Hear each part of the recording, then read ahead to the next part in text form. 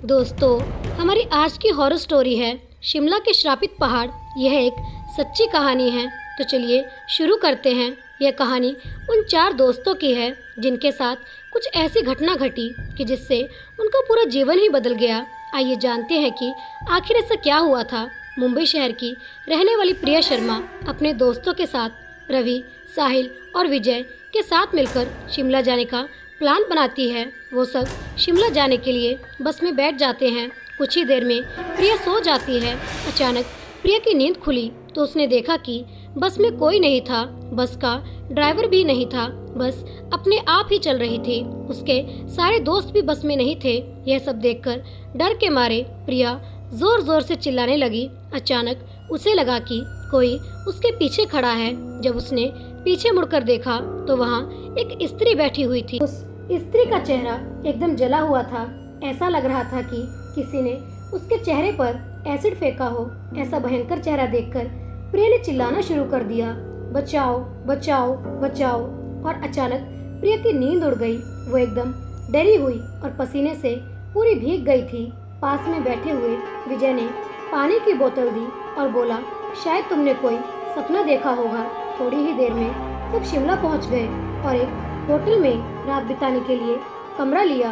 दूसरे दिन उन सबने मिलकर होटल के पास वाले पहाड़ पे घूमने का प्लान बनाया। करीबन आधे घंटे में वो सब पहाड़ की सबसे ऊंची शिखर पर पहुंच गए। वहीं से नीचे देखने पर घने पेड़ पौधे काफी सुंदर दिख रहे थे। अचानक साहिल चौंक गया और बोला, नीचे देखो, कोई खड़ा है, लगता है कोई स्त्री है। विजय और रवि भी देखने लगे लेकिन उन्हें कोई नहीं दिख रहा था और बोले, तू पागल हो गया क्या? इस घने जंगल में कोई स्त्री कैसे आ सकती है? तुम्हें शायद कोई भ्रम हुआ होगा। उसके बाद वे सब खुली जगह पर चले गए। रात होने वाली थी इसलिए सबने वहीं पहाड़ पर रुकने का निर्णय किया। इसलिए उन सबने वहां पर ही तंबू लगाया और खाने पीने के लिए सामान बाहर निकाला। प्रिया का बैग तंबू के बाहर था इसलिए वह लेने के लिए बाहर गई तो वहां पर उसे किसी की आवाज़ सुनाई देती है। प्रिया उस आवाज़ की ओर अपनी नज़र घुमाती है तो उसे सामने से कोई तीन आदमी आते हुए दिख रहे थे। उनके हाथ में धारदार हथियार देखकर प्रिया डर जाती है और दौड़ के तंबू के अंदर आ जाती है। उसने अपने दोस्तों से भी यह बात की लेकिन कोई उसकी बातों पर विश्वास नहीं कर रहे थे। प्रिया चिल्लाकर बोली, आप सब पागल हो गए हो क्या? कोई भी मेरी बातों पर भरोसा नहीं कर रहा है। चलिए मेरे साथ बाहर, मैं आपको बताती हूँ। वो सभी बाहर आके शिखर की टॉस से नीचे देखने लगते हैं।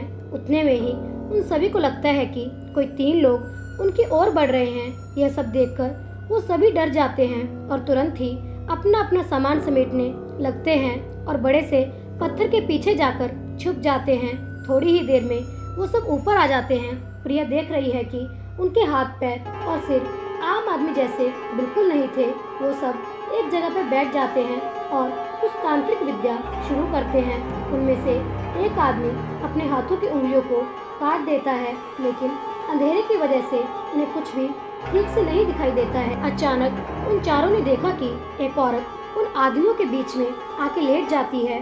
कोई नहीं जानता कि आखिर वो औरत वहाँ पे कैसे पहुँची। प्रिया ने कहा, मुझे कुछ समझ नहीं आ रहा कि आखिर ये सब क्या हो रहा है। मुझे बहुत ही डर लग रहा है। एक के बाद एक वो तीनों उस औरत को सूंघने लगे। वहीं पे अचानक उस औरत ने अपनी उंगली उठाई और हमारी तरफ इशारा करने लगी। हम सब डर गए। वो तीनों उस औरत को छोड़कर हमारी ओर बढ़ने लगे। हम सब पहाड़ी से नीचे होटल की ओर दौड़ने लगे। हमारी आवाज़ सुनकर वो तीनों हमारी ओर दौड़ने लगे। प्रिया और साहिल सबसे आगे थे और विजय और रवि उनके पीछे दौड़ रहे थे। प्रिया और साहिल होटल तक पहुंच गए लेकिन रवि और विजय का कोई पता नहीं चल रहा था। हमने होटल वालों से उनके बारे में सभी बातें की तो उन लोगों ने कहा कि उस पहाड़ पे कोई नहीं जाता है। वो पहाड़ श्रापित है। जो भी वहाँ जाता है वो कभी वापस नहीं आता है। आपकी किस्मत अच्छी थी कि आप अभी जिंदा हैं लेकिन हमारे दोस्त रवि और विजय कभी भी वापस लौट के नहीं आए। हमने उन्हें ढूंढने की बहुत कोशिश की, पुलिस कंप्लेंट भी करवाई लेकिन उनका कोई पता नहीं चला और इस तरह ये कहानी यही समाप्त हो जाती है। तो दोस्तों, आपको हमारी आज की कहानी श्रापित पहाड़ की कैसी लगी? अगर आपको भी मेरी कहानियाँ अच्छी लगती हैं तो कृपया जाने से पहले मेरे चैनल को लाइक, सब्सक्राइब और शेयर करके कृपया मेरा मोटिवेशन बढ़ा दें। आपका बहुत धन्यवाद होगा। कहानी सुनने के लिए आपका बहुत बहुत धन्यवाद। मिलते हैं अगली कहानी के साथ। तब तक के लिए आप सभी को मेरी तरफ से हर हर महादेव।